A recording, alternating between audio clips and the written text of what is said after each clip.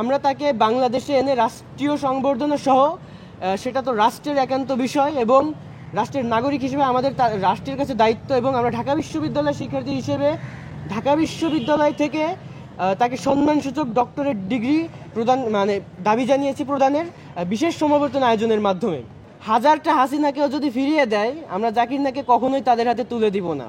আপনারা অবগত আছেন, ডাক্তার জাকির নায়েক বাংলাদেশ সফরের অনুমতি পেয়েছেন 20 নভেম্বর পর্যন্ত।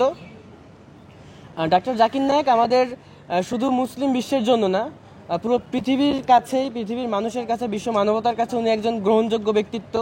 উনি আমাদের কাছে একজন মহান ব্যক্তিত্ব। বিগত ফ্যাসিস্টিজমে আপনারা জানেন, ঢাকার গুলশানে একটি পরিকল্পিত জঙ্গি নাটক সাজিয়ে এবং সেটার দায়ভার খুবই হাস্যকরভাবে ডাক্তার জাকির নায়েকের পিস টিভির দর্শকদের উপর চাপিয়ে বাংলাদেশে প্রবল জনরোষে পড়েও জনগণের উপর নিষ্পেষণ চালিয়ে পিস টেলিভিশন বন্ধ করে দেওয়া হয়েছিল। এবং এটা ঠিক তখনই ঘটেছিল যার কিছুদিন আগে ভারত থেকে মিথ্যা মামলা, ভারতের যে উগ্রপন্থী সরকার, উগ্র হিন্দুত্ববাদী সরকার নরেন্দ্র মোদী পরিকল্পিতভাবে ডাক্তার জাকির নায়েককে দেশ থেকে বাধ্য করেন।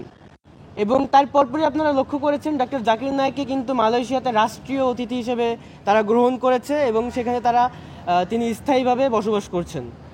শুধু এটাই নয়, ডাক্তার জাকির নায়েককে কিংস ফয়সাল যে পুরস্কার, সৌদি আরবের সর্বোচ্চ সম্মাননা সেটা দেওয়া হয়েছে। এবং তিনি যে শুধু ইসলাম প্রসারের কাজেই কাজ করেছেন এটা না, উনি বিশ্ব মানবতার জন্য ইউনাইটেড এইড গঠন করেছেন, যেখান থেকে পুরো পৃথিবীতে হাজার হাজার শিক্ষার্থীরা বৃত্তি পাচ্ছে, তরুণরা সহযোগিতা পাচ্ছে এবং তাদেরকে স্বাবলম্বী করে তুলছে। এমতো অবস্থায় আমাদের কাছে সবচেয়ে বড় পাওয়া যেটা হয়ে দাঁড়িয়েছে সেটা হচ্ছে উনি বাংলাদেশে আসছেন। এবং আপনারা ইতিমধ্যে লক্ষ্য করেছেন যে এই আশা নিয়ে যে আধিপত্যবাদকে আমরা গত জুলাইয়ে হাজারো শহীদের রক্তের বিনিময়ে আমরা বিতাড়িত করেছি, সেই আধিপত্যবাদ শক্তি ঘোষণা করেছে আমরা যেন তাদের হাতে আমরা ডাক্তার জাকির নায়েককে তুলে দেয়। আমরা তাদেরকে বলতে চাই, এটা নিয়ে আবার কেউ বলা করছেন যে হাসিনাকে যদি ফিরিয়ে দেয় তো রাজেছি, কোথায় রাম রাম আর কোথায় ট্যাম ট্যাম, এরকম একটা কথা আছে।